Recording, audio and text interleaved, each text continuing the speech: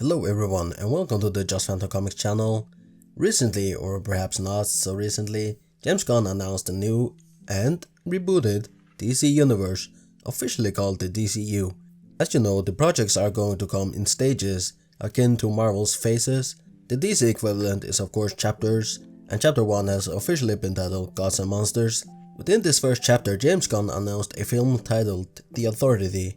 If you're like me and don't know a ton about comic book characters outside of the mainstream DC universe, you might have been very confused and wondered who the heck are they? So today I'm going to explain to you what the Authority actually are and what they do, so let's begin.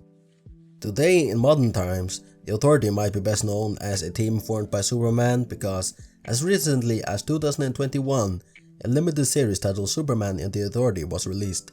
It ran from September until December in that year. It had a total of 4 issues and was created by Grant Morrison and Michael Yannon. On this new version of the team, we have familiar faces such as Enchantress, Steel, Manchester Black, and OMAC, with less familiar faces, at least to me, such as Apollo, Calyx, Lightray, and Midnighter. The team was formed to free Warworld from Mongol control as Superman was losing his powers. I'm not going to summarize the whole series for you, but basically the year is November 1963 in Washington DC, and President Kennedy asks Superman to take his place and make the planet a safer place should anything happen to him, and Superman happily obliges. There's one more thing though. Kennedy plans to send a rocket to Mars at the end of the 1960s and doesn't want Superman's help, as he wants human ingenuity to prevail. But of course, as comics go, something goes horribly wrong and Superman has to intervene. While Superman is in space saving the day, Kennedy is assassinated in his open-top vehicle, mirroring real life. So let's skip a little bit ahead into the future, where he needs a team. So the first guy he thinks of is a guy by the name of Manchester Black, who's of course a villain of his. Unfortunately for Manchester Black and Superman, Manchester has been paralyzed, so Superman saves him and nurses him back to health. It was actually a great recruitment by Superman to employ or work with Manchester Black, as he is a villain and he got all the villain connections. Why doesn't Superman just call the Justice League, I hear you ask? And to you I say, apparently him and his league failed in something major. I don't really know what it is, but something happened to the league or with the league, so he has to have a new team. Well, that is the new Authority, but as far as the team in the movies is based off of, we have to go into the Wayrider and travel back, give or take, 23 years back into the past to the year 1999. A year of miracles, mainly because I was born, but that's not important here. The Authority might or might not have been conceived under the Wildstorm Productions, aka Wildstorm, a comic book company founded in 1992 by the man himself, Jim Lee.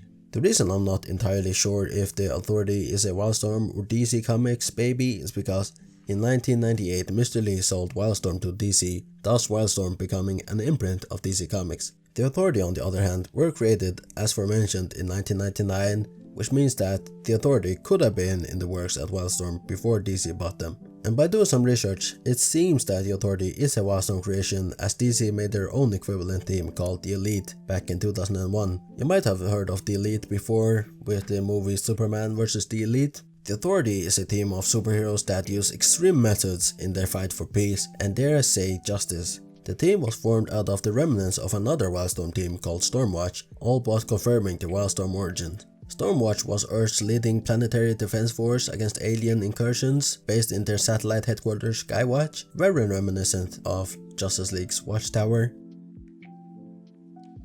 The Authority have a totalitarian view of the world, as they oppose any government which allows them to better protect the planet without regard to politics. They are called the Authority for a reason. The Authority was created by Warren Ellis and Mark Millar, first appearing in their own standalone comic, The Authority issue 1 in 1999. The original lineup included Apollo, a powerful solar-powered hero, basically their Superman. I don't know how you pronounce this, but Jeroen Thorndike's version of the Doctor, a shaman in a long line of shamans of Earth. They or he is a sorcerer who becomes more powerful with each reincarnation. Angela Spica, or Spica, she is a Brazilian and is the second incarnation of the Engineer. This version of the Engineer has a liquid metal body due to nanites injected into her bloodstream. She can create solid objects with her body. Jack Hawksmoor. Now, how do I explain this? He is the king of cities. Yeah, I know, it's pretty weird. He has a symbiotic link to cities he is in. The bigger the city, the more powerful he becomes. Yeah, it's pretty surreal, I know.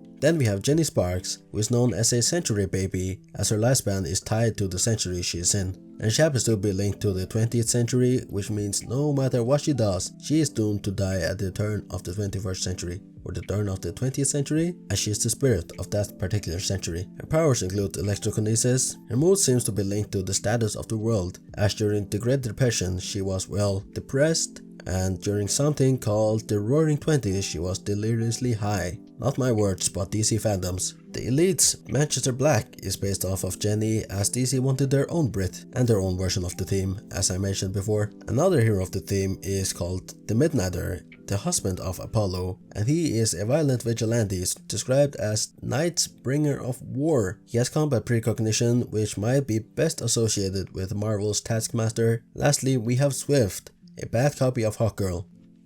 No, not really. She basically has all the bells and whistles that come with being a big-ass winged superhero. Let's talk a little bit about the Authority issue 1. So we start out in Moscow as Russia finds itself at the tail end of an attack for once, as the city is being destroyed by an army of black superhumans. And no, I do not mean what you think I mean. In the United Nations building in New York City, we find two surviving heroes of the defunct StormWatch team, Christine Trelane, formerly Synergy, and her husband Jackson King, formerly Battalion, gathering intel on the Moscow situation. King is dismayed as he no longer has a team to deal with these threats, and Christine explains that the UN won't fund such a defense force, and that is why StormWatch is defunct. They have basically been relegated to superhuman security and intel advisory for the UN. Suddenly, Jenny Sparks appears out of nowhere, informing them that she has formed a new team.